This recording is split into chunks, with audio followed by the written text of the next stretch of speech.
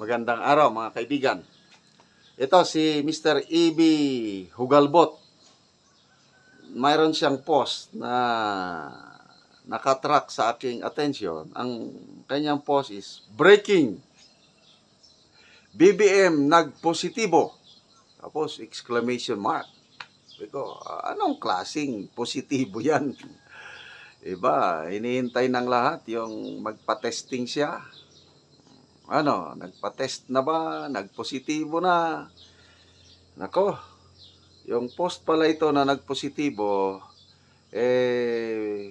isinare ni E.B. Hugalbot ang DWIZ News. So, ano ang news ng DWIZ? Ito, galing sa PCO, Presidential Communications Office. Basahin ko Foreign trips ni PBBM nitong 2024 nagbunga ng mga positibong resulta. PCO. Yon pala ang positibo ng Pangulo. Nagbunga ng maganda. Positibo, nakatulong sa mamamayang Pilipino ang mga foreign trips ng Pangulo. Yan ang balita. Okay? So, ang PCO, ginagawa lang naman yan trabaho niya. Siyempre, Presidential Communication. So, i-communicate ng PCO kung anong nagawang maganda ng Pangulo. Trabaho nila yan. Ang tanong, naniniwala ba ang taong bayan? Nagbunga ba talaga ng positive things? Yung nakatulong ba sa kalagayan as promised during the campaign noong 2022? BBM, bayan babangon muli. After more than 2 years, nag-start 2022, biyahe na The whole of 23, the whole of 24, biyahe more. Yung pagbibiyahe, nakatulong ba? Umangat na ba ang kahit kaunti? Umangat na ba ang kabuhayan? Naibsan na ba ang paghihirap ng sambayanang Pilipino? Ang pangarap nyo ay pangarap ko. Palakpak ang mga tao. Sarap pakinggan ng inauguration. Yung kataga na yan, Ang pangarap nyo ay pangarap ko. Pangarap magbiyahe sa abroad Okay lang. Biyahe ng abroad. Basta nakatulong. Basta ang mga OFWs natin, pwede na silang bumalik dito sa Pilipinas. Hindi na mawalay sa pamilya. Kasi ang hirap yung trabaho ng mga OFWs. Naghihirap sa ibang bansa. Pinaglilingkuran ng mga ibang pamilya. Mga amo nila, ang pamilya nila sa Pilipinas. Kawawa. So, dumami na ba ang trabaho sa Pilipinas? Balik tayo sa unang issue. Pinaniwalaan ba ito ng netizens? Una kong tinitignan is people who reacted sa post ng PCO na ito. 2,000 people who reacted. So, okay. Ilan ang tumawa? Ilan ang nag-like? Kung tinatawanan ang post, ibig sabihin, hindi naniniwala. Yung nag-like, yun ang naniwala. Okay. 2,000 people who reacted, 1,900 tumatawa. Anong ibig sabihin nun? Hindi naniniwala. 54 lang ang nag-like. More than 99% sa mga netizens sa post na ito ng PCO, no way, hindi nyo kami maluloko. Yun ang, So, magbasa tayo sa mga comments, Kasi, paborito ko mga comments. Elena Monet, ikaw na. Oo, nagpositibo ng resulta, kaya tignan nyo, ngiwi lalo. Siya, lahat nagpositibo talaga sa smuggling, pangurakot, pera ng taong bayan, pagpositibo sa, dami niyang hindi magandang pakinggan. Ito hindi ko na lang basahin. Dino Tan, positibo saan? May pumasok bang investments? Secretary Cesar Chavez, budol ka rin ba? Hawa-hawa lang ba, sir? Ganyan talaga kalakas impluensya sa inyo ni BBM? Kung hindi ka naman naniniwala sa ibinabalita ng tanggapan mo, mag-resign ka na lang. Mas marami pa ang hahanga sa iyo kaysa binubola mo ang sambayanan. Yon. Pwede mag-post. Kailang i-monitor din sana nila yung reaksyon ng taong bayan. Wala pa akong nabasa dito na positive reaction, yung nagpasalamat, naniniwala, ganun, puros negative.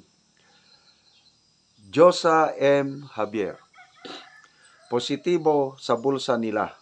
Mga congressman, senators, president, and admin, sila lang ang nakinabang.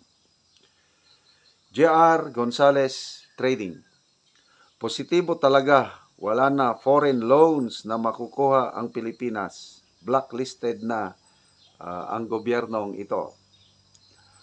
Michikay Regala, positibo sa pambubudol at hindi ko nabasahin. Hindi maganda yung sinulat niya. Folk Tejano, positibo sa masama rin yung isinulat. Hindi ko na lang basahin. JB Gonzalez Trading, 33 foreign trips, 0 results. Walang nag-invest, meron pa nag-alisan na waldas pera namin. Okay. Speaking of investments, tayo po ang pinakamababa among the original founding members of ASEAN. Tayo ang pinakamababa sa mga foreign direct investment.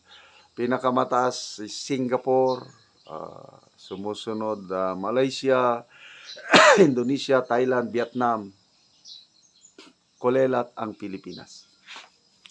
So, bakit kakaunti ang nag-i-invest? Bakit may mga kumpanya umaalis? Una, itong sigalot sa politika. Ang ganda ng simula nila noon eh.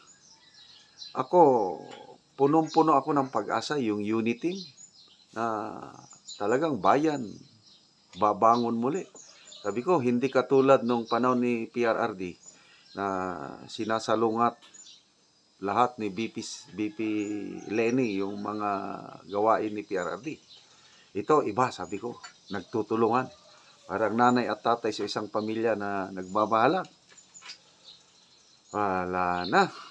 Ngayon, point of no return, sabi na ng BP Inday Sara. Talagang palaban na siya ng gusto. So, sino pa ang mag-invest sa atin ngayon na balitado sa buong mundo ang away ng presidente at vice-presidente? Of course, kasama ng Speaker of the House. Sino pang mag-invest? Yung impeachment. So, mismo na ang Pangulo nagsabi na hindi magandang impeachment dahil hindi makakatulong ni isang pamilyang Pilipino. Kaya lang, sinusulong pa rin ang impeachment. Ganyan ba? Tapos, corruption. Kaliwat kanan ang corruption. Red tape.